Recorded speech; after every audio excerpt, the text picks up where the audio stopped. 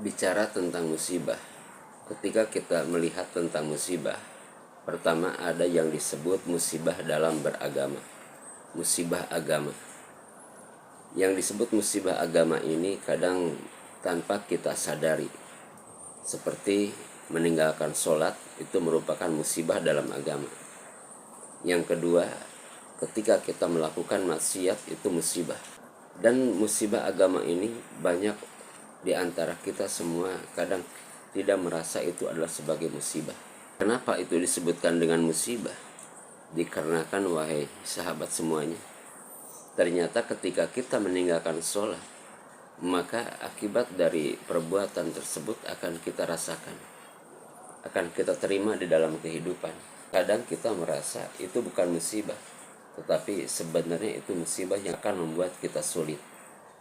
Maka jangan pernah berani meninggalkan sholat. Jangan pernah meninggalkan kewajiban kita tentang ibadah kepada Allah Subhanahu wa Ta'ala.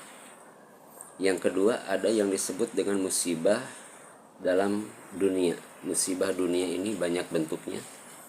Seperti ekonomi kita diberikan kesulitan, itu adalah musibah. Atau kita badan diberi sakit oleh Allah, itu adalah musibah dunia. Dan semakin taat seorang hamba kepada Allah, semakin banyak kebaikan yang dikerjakannya, baik itu sholat sunnah atau puasa sunnah, zikir kepada Allah, baca Al-Quran, bersilaturahmi, berbuat kebaikan kepada sesama, maka ujian yang akan dia rasakan akan semakin berat. Karena ketika kita melihat ternyata para nabi, orang yang baik di hadapan Allah Subhanahu wa Ta'ala, mereka ujiannya sangatlah berat. Sehingga ketika kita melihat dalam sejarah, seperti yang kita ketahui ada Nabi Nuh, ujiannya Allah berikan kepada Nabi Nuh sangatlah luar biasa. Nabi Nuh alaihi salam diuji oleh Allah Subhanahu wa Ta'ala, punya istri dan anak yang tidak mau taat kepada Allah Subhanahu wa Ta'ala.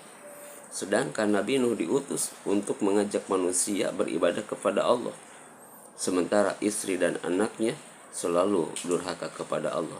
Itu adalah ujian yang sangat berat yang Allah berikan kepada Nabi Nuh alaihi salam. Dan Nabi Nuh itu selalu dicaci, dicemoohkan oleh kaumnya dan istrinya. Nabi Ibrahim alaihi salam diuji, dilemparkan ke kobaran api oleh Namrud ketika dakwahnya. Nabi Zakaria ketika dakwahnya sampai dibunuh oleh kaumnya, digergaji di dalam pohon yang sangat besar. Itu adalah ujian yang diterima oleh para nabi-nabi Allah. Nabi Yahya dibunuh, dipenggal kepalanya. Dan masih banyak nabi-nabi Allah dari golongan Bani Israel yang dibunuh oleh kaumnya ketika mendakwahkan risalah Allah, sebagaimana yang difirmankan oleh Allah Subhanahu wa Ta'ala dalam surah Al-Baqarah ayat 87. Afakullama ja'akum rasulun bima la tahwa anfusukum mustakbartum fafariqan kadzabtum wa fariqan taqtulun.